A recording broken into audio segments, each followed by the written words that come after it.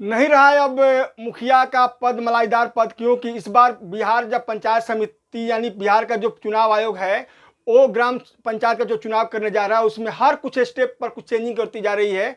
और तो आप लोगों को मालूम है कि पिछली बार भी जब चुनाव हुआ था पंचायत का तो उसमें कुछ वार्ड सदस्यों को जिम्मेवारी दी गई थी, लेकिन इस बार और कुछ नया नया नियम बनाया गया है और इस नियम में कई तरह के बात बताया गया। जैसे देखिए यहाँ पर मैं लिख दिखा रहा हूँ, अब मुखिया पद नहीं रहा मलाईदार पद, सरपंचों को मिली 3 महत्वपूर्ण भूमिकाएं। दूसरा में देखिए हर साल करने होंगे कम से कम बैठकें मुखिया जी को, और सरपंचों को मिला 3 बड़ा अधिकार। फिर थर्ड में पंचायत समिति की भी जिम्मेवारी बढ़ी, अर्थात यह हम लोग का ये 2 दिन पहले का निर्णय लिया गया है हमारे बिहार पंचायत चुनाव के आयोग द्वारा कि ये हम लोग का चेंजिंग किया गया। तो देखिए मैं बताने जा रहा हूँ अब कि मलाईदार, मैंने इसलिए बताया कि मलाईदार जो पोस्ट था ना मुखिया जी लोग का, काफ़ी हद तक इसमें वित्तीय संस्थान जो था उनके जिम्मेवारी में था, और अब उस वित्तीय संस्थाओं में से कुछ कटौती किया गया है, इसीलिए मैंने बताया कि यह मलाईदार पोस्ट नहीं रहा अब मुखिया जी लोग के लिए। तो देखिए बिहार में अगले 5 वर्षों के लिए जो पंचायत चुनाव 11 चरणों में पूरी होगी, तो 24 सितंबर के पहले चरण का जो चुनाव होगा उसके पहले ही पंचायती राज विभाग ने नए सिरे से मुखिया और सरपंच के दायित्वों का निर्धारण कर दिया।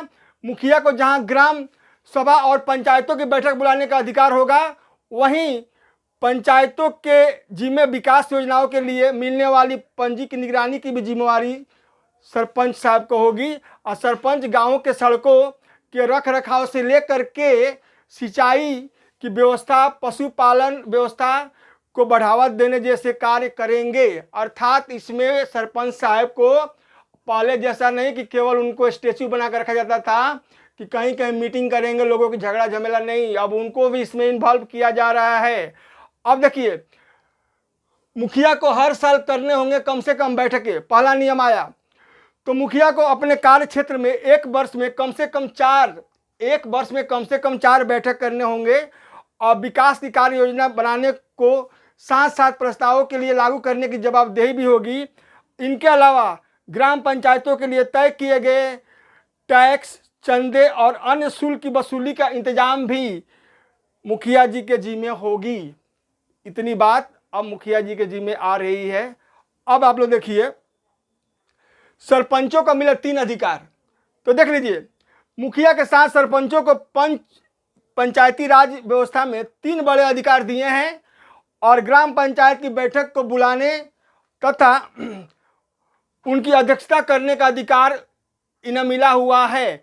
इस प्रकार देखा जा रहा है कि हम लोग का सरपंच साहब का पोस्ट कुछ वैल्यूएबल होता गया है, और इसमें काफ़ी कुछ चेंजिंग होने से सरपंच साहब का भी अच्छा है और मुखिया साहब लोग का थोड़ा पर कतरा गया है।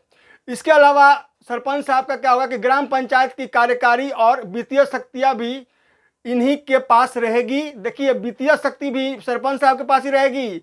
इनके जिम्मे जो मुख्य कार्य होंगे उनमें गांव की सड़कों की देखभाल, अर्थात सरपंच साहब गांव की सड़क की देखभाल करेंगे।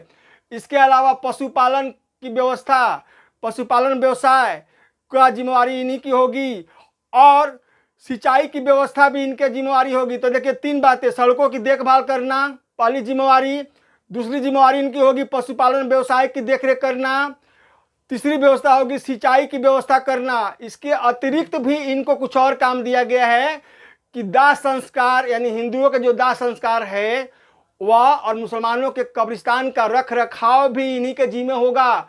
अर्थात सरपंच साहब लोग का इतना वैल्यू बढ़ गया है, अब सरपंच साहब लोग का भी पोस्ट अब मलाईदार होने लगा, यानी 50-50 मैच चलने लगा। अब यहाँ पर 20-20 मैच चलने लगा, 50-50% जो बिस्कुट खाते हैं ना हम लोग 50-50 वो चलने लगा। अब मुखिया जी और सरपंच दोनों 50-50 मैच खेलेंगे और अपने जिम्मेवारी को सफलतापूर्वक निभाएंगे। अब आइए देखा जाए कि पंचायत समिति की जिम्मेवारी क्या बढ़ गई। अब तो देखिए पंचायत समिति को तो देखा जाए तो पहले तो जिम्मेवारी थी ब्लॉक स्तर तक काफ़ी, लेकिन पंचायत में उनका रोल एकदम भूमिका जो था 0 था। अब क्या किया गया इसमें नया बार कि इनके अलावा पंचायत समिति को जो कार्य सौंपे गए हैं उनके अनुसार इन्हें केंद्र, राज्य और जिला परिषद द्वारा सौंपे कार्यों का निष्पादन करना होगा। समझ लीजिए, केंद्र, राज्य और जिला परिषद द्वारा सौंपे गए कार्य का निष्पादन इस बार कौन करेंगे? पंचायत समिति। पंचायत समिति का वार्षिक बजट बनाना, पेश करना इनके जिम्मे होगा। और यदि किसी प्राकृतिक आपदा में कोई प्रॉब्लम आती है पंचायत में, तो पंचायत प्रमुख को यानी पंचायत समिति प्रमुख को 25,000 रुपये तक खर्च करने का अधिकार इनको दिया गया है। जैसे मान लीजिए कि हल्का फुल्का कहीं भूकंप आ गया, कहीं बाढ़ आ गया, कहीं आंधी तूफान आ गया, कोई प्राकृतिक आपदा में इनके जिम्मे 25,000 तक का खर्च करने का छूट दिया गया है पंचायत राज समिति के द्वारा। बिहार पंचायत राज समिति के द्वारा देखा गया कि मुखिया जी का कुछ पर कतरा गया, सरपंच साहब का कुछ पर लगाया गया, और इस प्रकार से देखा गया कि समिति वाले साहब को भी कुछ 2-4 एनर्जेबल टैबलेट दिया गया। इस प्रकार देखा गया कि हम लोग का पंचायत चुनाव काफ़ी इंटरेस्टेड होने वाला है, क्योंकि यहाँ पर अब प्राय सभी को कुछ न कुछ अधिकार दिए जा रहे हैं। और हमें उम्मीद है कि ये सभी के सभी अपने ईमानदारी से कार्य करेंगे ताकि हमारे बिहार से कुछ भ्रष्टाचार दूर हो। और हमें ये भी उम्मीद है कि मुखिया, सरपंच और समिति, ये तीनों के तीनों आपस में मिलजुल कर पंचायत का विकास करें। अन्यथा क्या होगा कि आप लोग यदि आपस में मिलजुल करके यदि सोचिएगा कि हम लोग अपना ही विकास करें, तो फिर अगला 5 साल आप लोग नहीं आ पाइएगा, क्योंकि पब्लिक बहुत जागरूक हैं। इसीलिए आप लोग से रिक्वेस्ट है कि आप लोग, खुशी की बात है, नए नए चेहरे जीत कर आएँ या पुराने चेहरे भी जीत कर आएँ, लेकिन आप लोग हमेशा ये रखिए कि हमें यदि 90% यदि काम दिखाना है 100 में, तो जरूर 90% दिखाना है। 10% हम मानते हैं तो हो सकता है, क्योंकि आप लोग के ऊपर भी काफ़ी खर्चा वर्चा होता है, लोगों को चाय पिलाना, ये बैठाना उठाना जिम्मेवारी है, हम जानते हैं आप लोगों का खर्च कुछ है। अब क्या है कि 100 में 90 बेईमान फिर भी मेरा देश महान, इस बात को हमेशा याद रख कर के आप लोग आगे बढ़िएगा, क्योंकि हम भी जब पता है कि आप लोग को ऊपरी डिपार्टमेंट में भी काफ़ी समस्या भ्रष्टाचार होती है। तो इस प्रकार से आप लोग को ये मेरे तरफ से शुभ कामनाएं।